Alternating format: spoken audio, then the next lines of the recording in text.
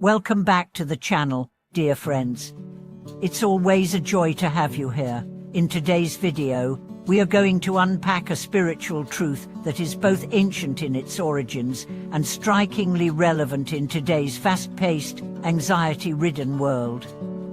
Have you ever had that feeling where everything around you seems just fine? Your environment is pleasant, your job is stable, your relationships are more or less intact, but your heart still feels like a stormy sea.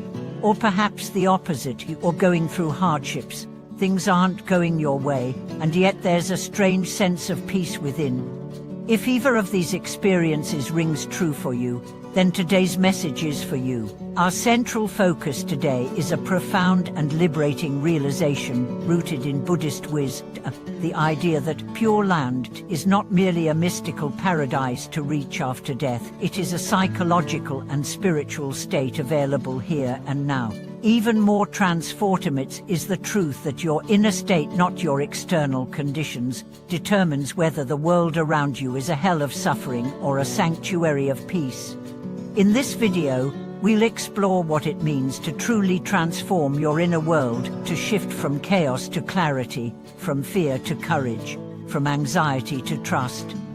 We'll go deep into how this inner shift can be cultivated, and how, by transforming the mind, we create a life that resembles the Pure Land spoken of in scriptures, not by escaping life, but by transforming how we experience it. Let's begin with something most of us experience daily, waking up feeling drained, indifferent, or anxious, even when nothing in particular is wrong. The sky could be blue, the sun shining, birds chirping, yet your chest feels heavy, your thoughts cluttered. Why does this happen? Because the world you see is colored not by its own palette, but by the lens of your mind. And often, that lens is fogged up by self-doubt, external validation, and the constant bombardment of thoughts. Take a moment and ask yourself, how much of your emotional life is governed by things outside your control? Do you measure your worth by likes and comments on social media? Is your mood determined by how your co-workers treat you, or how your partner communicates with you? If so, you're not alone. In fact, this is one of the most common modern afflictions. We have unknowingly surrendered our inner power to the outside world. Let me share the story of Michelle, a woman in her 30s working as a marketing director in a competitive firm. Her job paid well, she was respected, and she had a long-term relationship, yet she constantly battled anxiety and self-doubt. Every morning, the first thing she did was check her phone for messages and likes. Her entire sense of worth was tied to her digital validation. One morning, after a particularly restless night, she realized she was living in a prison of her own making. Instead of rushing into her usual routine, she sat quietly and wrote down 3 things that triggered her emotions the day before. She then asked herself, how did I interpret these events? Could there be a different way to see them? What she discovered shocked her. She realized that it wasn't the events themselves that made her anxious, it was her interpretation. A coworker's silence meant she was being judged. A boyfriend's delayed reply meant he was losing interest. She had built a world around assumptions. From that day on, Michelle committed to a simple practice. Each night, she would reflect on her day and ask herself how much of her stress came from fact and how much from interpretation.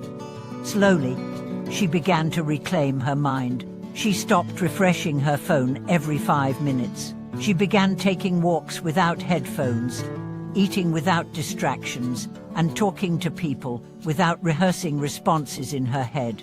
And day by day, she noticed a peace blooming within her that didn't depend on anything external. That was her first taste of her own Pure Land. Buddhism teaches, when the mind is pure, the land is pure. In modern language, this means your perception creates your reality. If your mind is steeped in fear, comparison and negativity, the world appears hostile and hollow. But when your heart is full of gratitude, clarity and presence, even the most mundane setting becomes sacred. And this isn't just spiritual rhetoric, it's neuroscience. Our brains are wired to filter information based on what we focus on.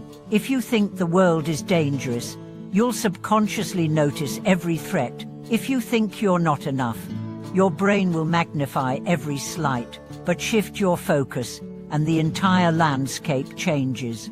This is not denial, it's a choice about where to place your energy. Let's look at the emotional patterns that keep us from experiencing this inner transformation. Anger, fear, disappointment, envy, these emotions don't just appear out of nowhere. They're usually born from unmet expectations, unresolved wounds, and distorted thinking. Most of us were never taught how to handle these emotions, so we either suppress them or explode. But here's the game changer. Emotional mastery doesn't come from avoidance or overanalysis. It comes from conscious response. When a painful emotion arises, take a breath. Don't react. Instead, name it. I feel rejected. I feel unworthy. Then ask yourself, what belief is behind this emotion? Is it I'm only lovable when I succeed? Is it if people don't praise me, I'm not good enough? These beliefs are the true chains. Once you identify them, you begin to dissolve them, not by arguing with them, but by seeing them for what they are: outdated, unhelpful programs. Every time you choose presence over panic, compassion over judgment, truth over habit, you weaken the chains, and with enough practice, they fall away altogether. Meditation, journaling, mindful breathing, these are all tools that help us reconnect with the inner sanctuary that already exists. You don't have to build a pure land. You just have to clear the fog that hides it. And that fog is made of thoughts you didn't choose, stories you inherited, beliefs you never questioned. Let me tell you about James, a man in his 50s who had suffered from chronic fatigue and emotional burnout. Doctors found nothing physically wrong, but he always felt depleted. After attending a retreat on mindfulness and self-awareness, he realized he had been living in his head for decades, reliving past failures, fearing future disasters. The retreat leader said something that struck him. Your energy is not gone, it's just spread too thin, scattered by thoughts that don't serve you. James began a daily practice of conscious breathing, 10 minutes in the morning, just observing the breath. No fixing, no fighting, just witnessing. Within weeks, he reported a resurgence of energy.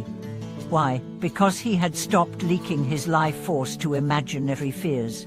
He had reclaimed his attention, and with it, his vitality. We live in a world that tells us to seek fulfillment outside, by this, achieve that, fix this flaw. But true transformation happens when we reverse that arrow, when we turn within, when we realize that joy, peace, clarity and freedom are not products, they're natural states of a balanced mind. So the question isn't, how can I change the world to make me happy? The question is, how can I change the way I see the world so that I can meet it with happiness? That's the true alchemy. And here's a simple challenge for you.